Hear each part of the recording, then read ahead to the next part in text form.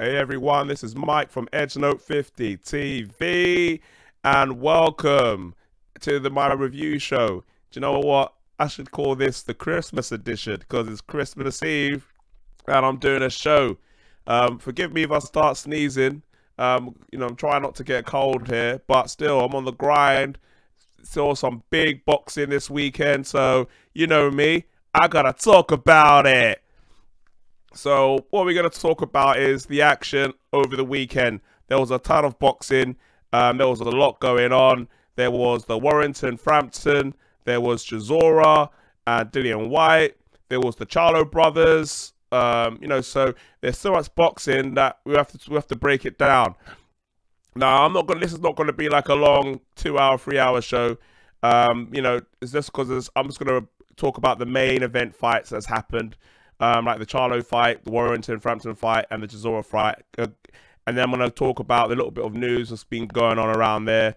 Talking about, the fans are turning on AJ a little bit. A little bit of booze in the crowd when AJ's talking now.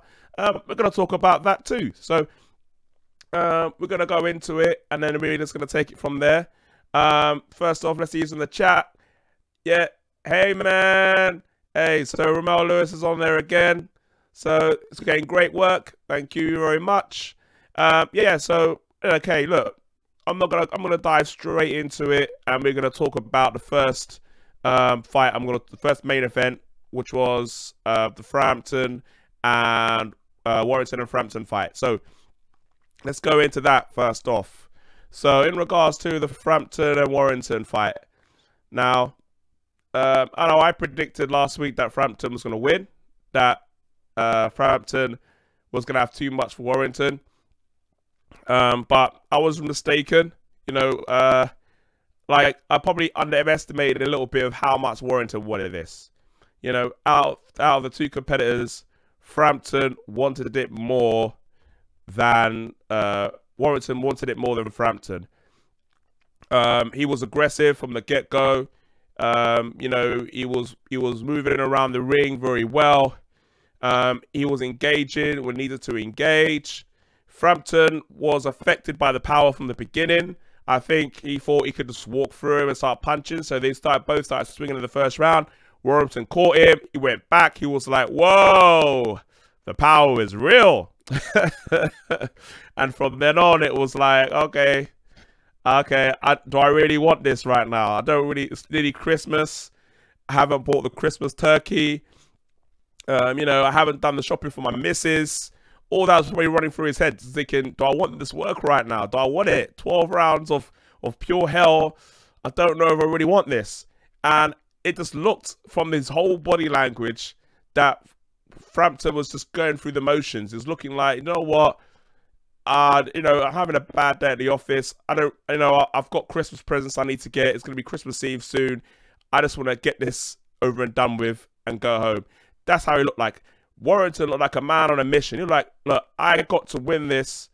I have to prove that I am one of the elite world-class fighters. And he looked hungrier. He looked more determined. He outworked Frampton. Warrington just looked like a man possessed. He looked like someone who was on a mission and out to prove, with a guy with something to prove. Whereas Frampton, he just looked like he just wasn't part of it. It was entertaining. Frampton did try, and he did try to engage, and he did try to do a few things in there. But I just think that overall, that Warrington has had too much for him on that particular night. I don't know. Do you know what? This is the thing. Since he's left Shane McGuigan, he hasn't been the same fighter. And do you know what it is? Yeah, I think it comes down to this. You go to training camp, and when people say, do you know what? I've had when people when they talk about training camp, they always say it was the best training camp. It was fantastic training camp. Even if it was crap, they'll say, oh yeah, it was the best training camp. But this is the thing. When people start saying, I'm in the gym and I'm starting to enjoy myself now when I'm in the gym, that's when you get worried, yeah? Because going in the gym and working out, it's not about having enjoyment. It's about getting shit done. Yeah. Now, when I was playing football, or in people from the United States, soccer, what they call it, I hated training. I just wanted to play the game. I didn't want to train. The reason why I hated training because it was tough. It was hard. It was tough. And it was exhausted. You finish training and you're just knackered. If I enjoyed training, then I'm not getting worked hard enough. I should not be enjoying training. So when Frampton's coming to me saying he's enjoying training now, then that's going to raise concerns to me, as in, okay, maybe you're not getting worked hard enough. Maybe the training is too easy for you. Maybe you needed to show more desire, or maybe the desire is gone now. Because with Shane McGuigan, it wasn't likable training. It was like, you have to get shit done. We're not training for you to be enjoying it and for it to be yippee-ki-yay, it's fun training. No. You're training to win fights. And I feel like now he's left Shane McGuigan, he's going through the motions now. He's just thinking, I've got ability, and ability's going to be enough to win fights. And no, it's hard work. Hard work. Hard work. That's what it takes to win fights, not just ability alone. And I think that Warrington, even though he's not maybe as skillful as Frampton, he outworked him. He outworked him. And that was the reason that Warrington won that fight. Now, where does Warrington go from here? The world's his oyster. He's beating one of the top featherweights in the world. So he can go on and fight Leo Santa Cruz. You know, he could fight, do you know what?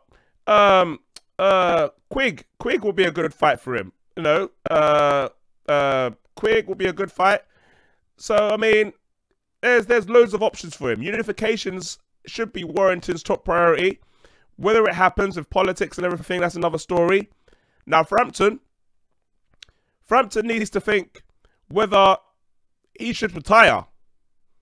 You know, should he carry on? Because it's only going to go downhill from here.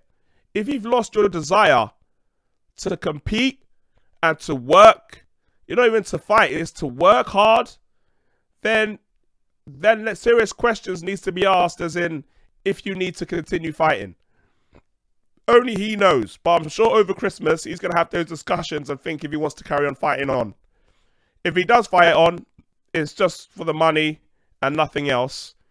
But I think that if he's got ambitions to become world champion again, if he can't find that desire to work hard and do what he needs to do to win again, then I can't see him anywhere he can go forward. So overall, I liked the fight. It was entertaining. They're both going back and forth. And congratulations to Warrington. I didn't think he was going to win, but he won. And it just shows that when you work hard, you have that desire and hunger, then anything is possible. So congratulations to Warrington, and you know, and good luck for him in the future. I'm looking forward to what kind of fights he can have in 2019. So let's go to the next one. Now, I didn't go into this in the previews fights because there were so many fights going on. I just focused on the UK ones. But I'm going to talk about Harrison and Charlo because this was a surprise. Charlo was expected to beat Harrison. This was the big debut for Fox as part of the new PBC and Fox deal. And this was the showcase for the Charlos. This whole thing was a showcase. This is about the Charlos are one of the best boxers in the world. And this is the showcase to show their abilities and their talents. And boy, did they disappoint big time. They disappointed big time. I mean, this is the thing. Now, Harrison versus Charlo was the first part of the doubleheader between the brothers. If people don't know, they're watching this for the first time. You got Jamel Charlo, which is they're twins basically. Jamel and Jamal. Jamel Charlo is still fighting at 154. He was the WBC champion, and then you've got the Jamal Charlo, which is the he's fighting at 160. He was the WBC interim champion, and they were fighting together on the card, back to back.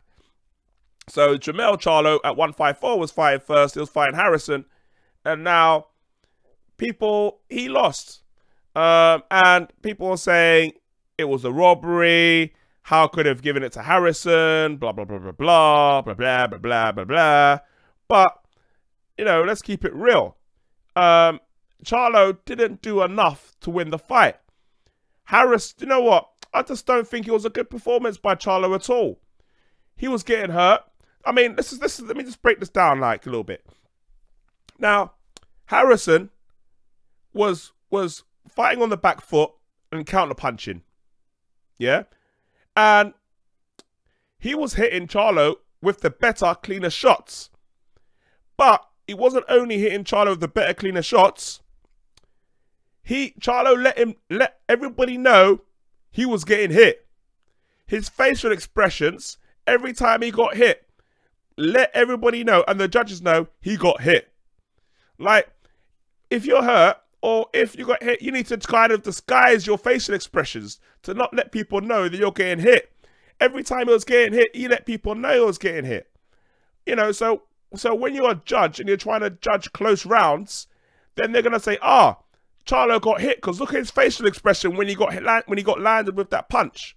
So then it looked easy for them to judge the score to Harrison's favor. I just think that if Charlo wants to improve in the rematch, he needs to kind of, number one, box way better than he did. Because Harrison, you know, even though he fought on the back foot, it wasn't a beautiful performance. It was just a basic performance, but and it did enough to beat Charlo. And you know, I just think that he needs to disguise his facial expressions better. Don't make it clear that you got hit. Just try to disguise your defense better. Do you know what I mean? That's what I think you should do. Harrison, it was a good performance by Harrison. He done the back foot. He counter punched beautifully. Charlo, his movement was not good. He was going forward. There was no head movement. There was no, you know, feints or anything like that. He was just, I think he was trying to impress too much, trying to go for the knockout. And also considering he hasn't fought in a long time as well. So this fight probably wasn't the best matchup for him in regards to ring rust. But all that aside, you know, you have to deal with the pressure. You know, these dudes want to eventually go and fight Canelo, who's fought on the big stage for a long time. So you're getting stage fright and performing like that, Canelo is going to eat you alive. So, you know, based on the Harrison and Charlo performance, it wasn't very impressive. And, you know, look, Charlo thought he should have won. Like, it wasn't as clean cut. Like, I think the performance was similar to Wilder and Fury. I think it was similar. Charlo was looking to get the knockout, and Harrison was just counter punching and fighting on the back foot. The only difference between Wilder and Fury is that Charlo couldn't knock him down, whereas Wilder knocked Fury down, and that was the difference in the fight. I think if Charlo got a knockdown in the fight with Harrison, which he tried to do in the later rounds, then it would have probably been a draw, or he could have won if he had 2 knockdowns. But because he didn't, then it went the way of Harrison. So I think that was the big difference in the fight. I don't think he did enough. I don't think he connected enough. He was swinging wildly. He wasn't landing. So I just don't think that performance was good enough to warrant, you know, that to warrant him to have a clean victory. Now, where does Charlo go from here? Jermell Charlo go from here? Well, he says he wants to have a rematch immediately. I just think that, you know, would a rematch immediately be good for him? He needs to improve a lot. And I think that maybe rushing into a rematch is not the wisest move. Because rushing into a rematch is a little bit naive, thinking, oh, I'm going to rush his rematch, I'll fix it, I'll beat him easily. Whereas that's not the case. Harrison's going to be a tough guy to beat. And now he's got the confidence of beating you. Then that's going to be another mental edge he's going to have against you. So maybe he should just, like, go back, relax, calm down, look at the footage, and then make adjustments accordingly for the rematch. That's what I think he should be doing.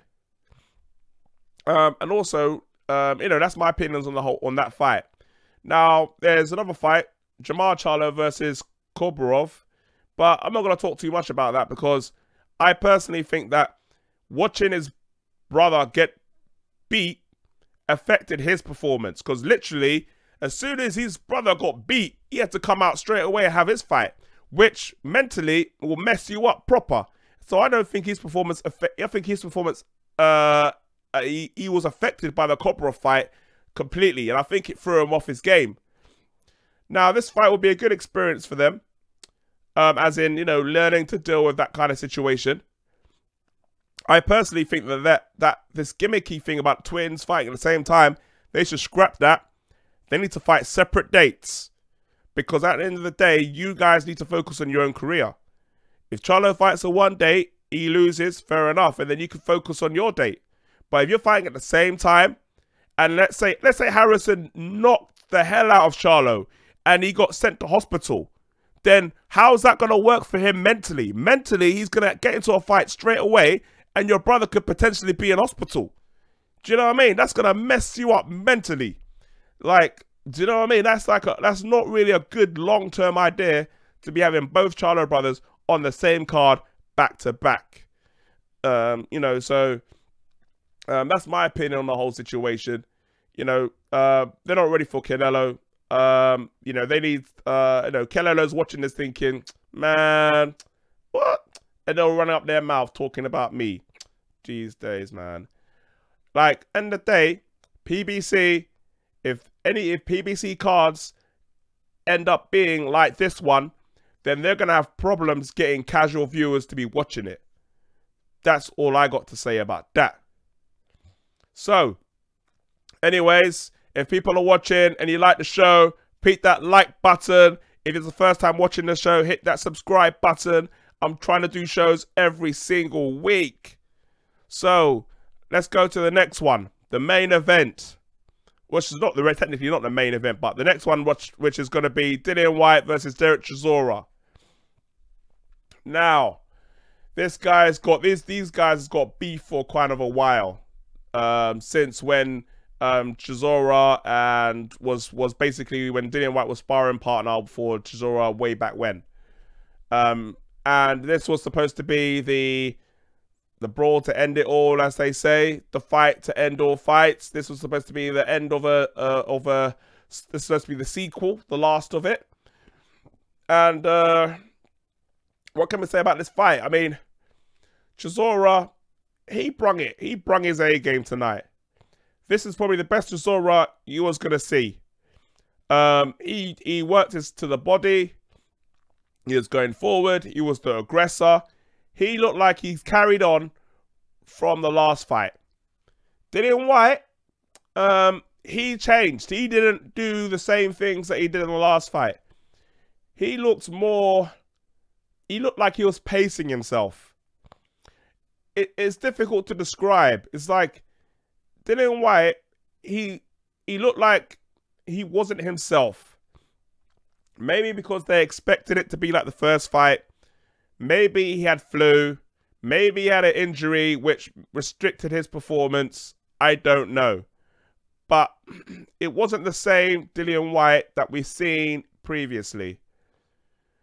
Now, he may not want to tell us what really was going on. But based on watching the fight, he didn't look like he was really hurt throughout the whole fight. He just looked like he was pacing himself. And Chisora was doing all the work as to why he was racking up the rounds. But then what happened was Chisora got tired in the later rounds. He got sloppy. He was doing low blows. He got deducted 2 points. And then from then on, the whole plan, the Chisora experiment with David Haye, fell apart. It fell apart at the seams. He was winning by the scorecards. Someone should have told him in the corner, you're winning. Let's not go overboard here. like with the low blows and stuff like that. Someone should have told him in the corner. I don't know if he was thinking he could have knocked Dillian Whyte out. It's very difficult to knock Whyte out. It makes what Anthony Joshua did even more special, because no one hasn't really knocked Dillian Whyte out since AJ had. You know, so it's very difficult to knock him out. So I think that Chisora should have done tactically, realized he was up on the cards, and started to maybe change his game plan to try and ensure the win. But he didn't. Chisora is just like, you know, he's, you know, bless his soul. Like, I put that picture up because it kind of summed up the fight, you know. Dillian Whyte, it wasn't his best performance. I don't know reason why he fought that way. I mean, it's very risky. He wasn't winning any of the rounds, and if it wasn't for those deductions, he could have lost that fight. Now I'm keeping it 100 on this right now, because I've been taking the mick out of Deontay Wilder for the same thing. He loses fights, he gets outboxed, and then he knocks him out at the end. That's Wilder's MO. That's Wilder's thing. Dillian Whyte did exactly the same thing. He was losing, and then he comes back and knocks him out at the end. So I have to stay consistent. If I'm taking the mick out of Deontay Wilder for doing that, I need to take the mick out of Dillian Whyte. Dillian Whyte, you can't be fighting like that against AJ, because AJ will knock you the fuck out if you fight like that. Simple as that. No doubt about it. So Dillian Whyte, you know, he could have been injured. It could have been injury, could have been flu, why he performed that way. I don't know. But you better come up with something completely different if you're going to go and fight AJ next. Now, people are talking about, you know, does he deserve to fight AJ other than other fighters? Like, I don't know, Gerard Miller, Ortiz, you know, all those other fighters. It just comes down to, I think Dillian Whyte deserves it. You know, I think that, you know, he's fought his way up since his last defeat. Since his defeat to Anthony Joshua, he's fought, you know, back to where he is now. You know, and this year alone, he's fought, you know, Joseph Parker, Lucas Brown, Derek Chisora again. You know, he's fought top contenders compared to, like, you know, there's other fighters like Luis Ortiz that people want to talk about. You know, Luis Ortiz, who has he fought? He got knocked out by Deontay Wilder, and he faced Korjanu, who is ranked, what, 183 in the world? Oh, no, 203 in the world. And he went and fought, you know, Kaufman, who is ranked 83 in the world. I mean, and you're telling me he's worthy of fighting AJ? Come on, really? Whereas Dillian Whyte has fought Lucas Brown, a former world champion, Joseph Parker, top 10 in the world, and he's fought Chisora. So, you know, can you compare Luis Ortiz's last 3 fights to Dillian Whyte? You can't compare it. So let's see who else is on the chat. Hey, Harry Davis, love the channel. Good that you love the channel. So yeah, so hit that like button if you like the channel. Yeah, the more likes, the more get seen on YouTube. Thank you very much. Yeah, so so I think he deserves it. But the problem with Dillian Whyte is that there's other fighters out there that deserve it more. You know, there's Tyson Fury, there's Deontay Wilder, and these are the fights that we want to see more than Dillian Whyte. It's unfortunate. It's unfortunate because he's done everything that he could do. But at the end of the day, you know, it just comes down to bad timing. You know, we want Joshua versus Wilder or Joshua versus Fury. And it happens to be that Wilder's behind those guys. But I feel sorry for him, but it's just how it is right now, you know. And talking about that, oh, there's someone else in the chat. Yeah, unbiased or unbiased talks in talk. Salute to you too. Thanks for joining the channel. If you like it, hit that like button. Hey, now speaking about options, where does Dillian Whyte go from here? Now, Dillian Whyte, he other than the top three, which is Wilder, AJ, and Fury, he is the next big guy in the heavyweight division. He's a pay-per-view star now. He's done what, 2 pay-per-views back to back, which is done very, very good. He can easily and say, do you know what? Like, because AJ, what happened is, let me explain the scenario. AJ came in after the fight and he goes to Dillian Whyte. Oh, hey Dillian Whyte, good fight, but you know how the list goes, yeah. Wilder or Fury, and then you. Now, I understand where AJ was coming from with that, because at the end of the day, that's what we want. We want Wilder or Fury, and then if not, then Whyte next. But I think it was just the timing, he got it wrong. Because Dillian Whyte just won, and you're basically going in there, like you're supposed to go in there and try to hype up a fight, potential fight, and then you're going in there and go, oh, you're third. You're third in line. Do you know what I mean? It's just like Dillian Whyte is looking at you thinking, what, really? Like you have to love Anthony Joshua, like, you know what I mean? He just keeps it real, but sometimes when you're keeping it real, you're keeping it real at the wrong time. Like, you should have said that not like in the ring. You should have said that at post press conference on Sky Sports later on. But literally in the ring after you won, you're going to say, oh yeah, you know how the list goes. You're third in line. You know what I mean?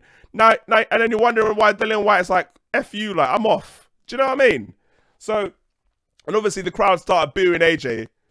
And people have started booing AJ a bit now because they're starting to believe the hype and what's going on about AJ not wanting to fight people, which I believe is wrong. He wants to fight. It's just that it's very difficult right now. So, let's address, look, first of all, I'm going to address Whyte's options, and then I'm going to talk about this AJ fans turning on AJ situation. Number one, Whyte options he can have. I think he's still wanting to fight. I still think he wants to fight AJ. I still think that happens. I think that's going to be the fight that's going to be next. However, let's say that fight don't happen. There's loads of options for him. Luis Ortiz, Jarrell Miller. He wants the Brit. He wants the Brit, and he wants Dillian Whyte, and he thinks that he can beat him based on that performance. The world's his oyster. He could fight Usyk. Usyk wants. I think he wants to get Dillian Whyte next. There's loads of options for Dillian Whyte right now in the division, and he's a separate pay-per-view star alone. So any of those names will bring in big pay-per-view options for him. So I think that will be a lot of options there. But if I'm being realistic, I think it's going to be AJ next. And Eddie Hearn pretty much said so. And he pretty much said that he's going to start negotiations with Dillian Whyte straight away. So that means that I'm predicting that this fight is going to happen. Because Deontay Wilder don't want to fight AJ next. He wants the rematch with Fury. So I think that's what's going to happen. So, now talking about the next option. The fans are turning on AJ. Yeah? Now let's talk about it. Yeah? I'm confused right now. Like, why the fans are turning on AJ. Like, I can guess why people are turning on AJ. They kind of believe the stories, the fake news that's going on about AJ not wanting to fight people. That's complete and utter bullshit. Like, people are talking out in the media saying, how comes you're not calling out Tyson Fury? Like, let's remind people, Tyson Fury was out for 2 years because of cocaine and drugs and mental illness. Yeah? So, what would you want AJ to do? Call him out when he's in the middle of rehab? Like, that don't make no sense. Tyson Fury has only came back since the Safari fight and the Pianetta fight. And before the Pianetta fight, he announced that he's going to be fighting Deontay Wilder. So where was the opportunity for AJ to be calling out Tyson Fury? There's no opportunity because that fight was already getting made. So the hate for AJ, I don't know where that's coming from. So after they fought and they drew, yeah, then people saying, oh, AJ should be calling out Fury. Well, why should he call out Fury? AJ made it clear. He wants to fight the champion. What is confusing about that? It's very simple. Let me break it down for people. Yeah? When you're young, you always wanted to be a champion, right? You grow up boxing, you train to become a world champion. Yeah? So now, when you grow up and you become a champion, you're thinking, wait a minute, there's 4 belts I need to win. The IBF, WBO, WBA, and the WBC.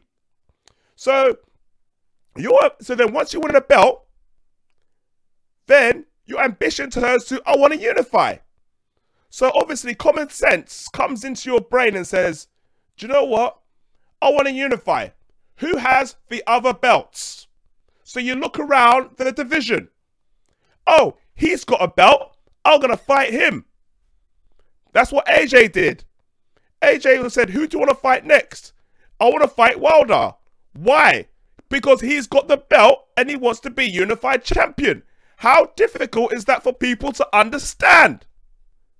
But people are coming out saying you should be fighting Fury. Why? He ain't got no belt.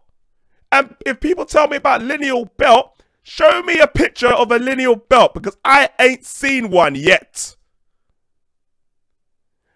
At the end of the day, there's 4 belts. AJ's got 3. He wants the next one. So it makes sense for him to fight Wilder. I want him to fight Wilder. I want him to unify because I think he'll knock out Wilder. Clean out. He will knock him out, no problem. But Wilder don't want that work. So if he doesn't want that work, then he'll go after Tyson Fury. But we all know that Tyson Fury is more likely to be fighting Wilder.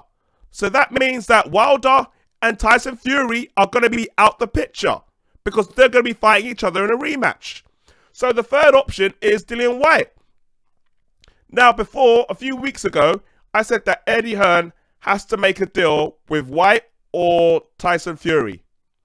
What I didn't predict was that Wilder and Shelley Finkel were going to duck so much that they don't even want to mention AJ's name, that it's going to be making it impossible for Eddie Hearn to make this fight happen. Like, at least from Dillian Whyte, from Deontay Wilder's side, at least pretend that you want to fight AJ. At least pretend. Say, look, I'm interested in fighting AJ. I'm going to do negotiation. But they're not even pretending no more. They're not even, at least like way back when, early on in the year, they were pretending they wanted to fight AJ when they didn't really want to fight AJ. But now they don't even care no more. They don't even, not even pretending. They're like, oh, I'm not fighting AJ. I don't even want to mention his name. And then what? Yesterday or the day before, he's saying, oh, Dominic Brazil was an option. Now, didn't I tell you last week, didn't I tell you last episode, don't be surprised if Deontay Wilder faces Dominic Brazil next. I said that to you. Last week, I said it. People don't want to believe me, but trust me on this. If I was Eddie Hearn's, if I was Deontay Wilder's management team, if I was Deontay Wilder's management team, I'll be thinking, okay, it was a close shave against Tyson Fury. Let's just slow down a little bit. Let us fight Dominic Brazil. An easy fight is a mandatory. Get out the way, and then we'll look at other options after that fight. All I'm saying is, I'm not saying it's going to happen, but don't be surprised now because he's mentioning Dominic Brazil all of a sudden. Everyone don't want that fight. We do not want that fight, but he's talking about it now. He's talking about Dominic Brazil more than he's talking about fighting AJ. What does that tell you? What does that say about that? So at the end of the day, the fact of the matter is that we have to stick to the facts of what is going on. Yeah? People cannot boo. I wanted to boo AJ. I wanted to be the guy that says, AJ, you're not making this fight happen. But at the end of the day, what he's talking is sense. He wants to fight He wants to fight Wilder. If he can't get Wilder, he want to fight Fury. And if he can't get Fury, then he will fight Dillian Whyte. So people can't hate on AJ for not making these fights happen. It takes two to tango. If the other party, if Shelley Finkel, Deontay Wilder's manager, and Deontay Wilder do not want to fight, you can't force them to fight AJ. You can't force them. What are you going to do? You're going to go to the United States to put a gun to Deontay Wilder's head and make him fight AJ? You can't force somebody to fight someone if they don't want to do it. Deontay Wilder don't want that work. So you can't blame AJ for Deontay Wilder refusing to talk to AJ about making a fight. It's not his fault. He done all he can. He went to the United States. He told every single TV network, I want to fight Wilder next. He came to the UK and then he said he wanted to fight Wilder next. He even went in to Dillian Whyte in the middle of Dillian Whyte after he won and told Dillian Whyte, you're third in line, to Dillian Whyte's face. What more could AJ do? You know what I mean? The fight could be jeopardized because he wants Wilder so much. So all this hate towards AJ is unwarranted. Yeah? There's no need to be hating AJ for doing any of that stuff. Do you know what I mean? So, who's this? Tight gain of grip. I felt the same about AJ a few months ago. Wilder did all he can, did all those same things. Look, with Deontay Wilder, this is the thing about Deontay Wilder, yeah? Like, people need to understand this. AJ wants this fight to happen. Deontay Wilder wants this fight to happen. The reason why this fight is not happening is because of Deontay Wilder's manager, Shelley Finkel. This is the reasons why this fight is not happening. Shelley Finkel does not like Eddie Hearn. He does not want to talk to him. He does not want to have a meeting with him. He does not like him, full stop. And it's because of his dislike for Eddie Hearn, it's the reason why this fight has not been moved along the way it is. He's letting personal issues with Eddie Hearn get in the way of making a fight happen. Now, I can understand why Shelley Finkel is upset with Eddie Hearn. He did call him Shelley Winkle. He was calling him names. And Shelley Finkel's an old guy. He's like 87 years of age. So when you're someone like of that age, who's been around for a long time, he won't like it when somebody who's younger than him is taking the mick and disrespecting him. So I can understand from that point of view. However, your job as a manager is to do the best for your fighter. That's the manager's job. So personal stuff aside, you should be responsible for making sure you do the best for your fighter, which he's not doing at the moment. So that's the reasons why I believe this fight is not happening. But anyways, all that aside, the fact of the matter is, back to the point of AJ, he's done all he can. He's said everything that he can do to try to make this fight happen. And Deontay Wilder has said publicly numerous of times that he doesn't want to fight AJ. He wants the Tyson Fury fight next. So AJ's done all he can. He's done everything that he can to try and make this fight happen, and it hasn't happened. So at the end of the day, we can't hate on him. I want to hate on AJ, but I can't because I feel that he's done the best he can. So all we can do is, it's going to be Whyte and AJ next. We know it's going to be Whyte and AJ in April. So AJ will beat Whyte, and then Fury will beat Deontay Wilder, guaranteed. Fury will beat Deontay Wilder. Deontay Wilder's not going to get any better. Tyson Fury's going to get better, and Tyson Fury versus AJ in the summer 2019 to unify for the belts. That's what's going to happen. And then Wilder's team are going to regret that they didn't take that offer when it was offered to them in the meantime. So all it is that, you just have to, all it is, 2018, has been a half decent year. We've had one fantastic fight between Deontay Wilder and Tyson Fury. It's been a great year in regards to that. Also, this year has been great for boxing. I mean, this year has been great for boxing in general. I think this year has been a good year for boxing. We haven't had all the fights that we wanted to get. Like Wilder and AJ, we didn't get that. But we got Tyson Fury and Wilder, which is a fight that we wanted to get for a while. 2019 is going to be even better. Now, I'm going to talk about PBC and ITV. They've announced the first few fights that's going to be showing on ITV. Now, the fights are going to be shown on ITV4, which is one of their ITV's affiliate channels. So the first fight, the main fight I highlighted on my social media is Manny Pacquiao versus Broner, which is going to be shown on ITV4. But the actual first fight, as part of the new deal with ITV, is going to be on January the 13th, Jose Uzcategui versus Caleb Plant for the IBF Super Middleweight title. So this is very good news. Now, also the other good news is that it's going to be free. We're not going to have to pay for it. Yeah. This weekend alone, we've had to fork out nearly £40 for pay-per-view fights, whereas now PBC are bringing in their fights for free on ITV, which is fantastic news, and I'm looking forward to it. Now, they've also announced that they've got a promotional deal with Poxon. I think it's a UK promotional company.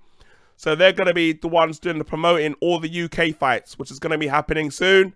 My prediction is going to be James DeGale versus Chris Eubank Jr. Now, I think this is going to be on pay-per-view. 1999, which ITV has been doing when they're doing their pay-per-views. I hope they don't do this fight on pay-per-view. They need to do this fight for free, because if it's free, I'll watch it. If Chris Eubank Jr.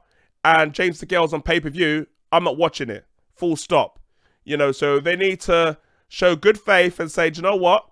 This first fight is going to be for free. And then down the line, if you're going to do pay-per-views, has to be pay-per-view worthy fights. So that being said, I just hope that they're going to sign some good fighters, because I've heard that they're going to do Frampton. They're going to get Josh Taylor. So not Josh Taylor. I think Josh Taylor, the Scottish fighter. So I think they're going to look at getting some good UK talented fighters under the PBC banner, and also to show some UK fights in the UK. Now, the key thing is that I'm assuming it's going to be on Saturday night. I'm hoping it's going to be on Saturday night, around 7 or 8. I think that'll be good prime time TV, and I think that they do that, Eddie Hearn is going to be shaking in his boots. He's going to be shaking in his boots, because Eddie Hearn is going to have a real threat on his hands. Someone like Al Heyman, who's one of the biggest managers in world boxing, coming in on UK territory, going on one of the biggest UK channels and hosting some of the biggest world-named boxers in the world on Saturday nights. That's going to be a big threat.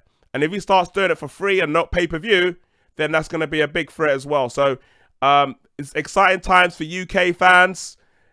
Lots of boxing happening. You think that December was a lot of boxing?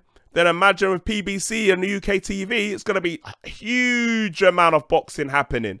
So me as a boxing fan, I'm happy, and I hope that you guys are going to be happy as well, because there's just so much boxing going on right now.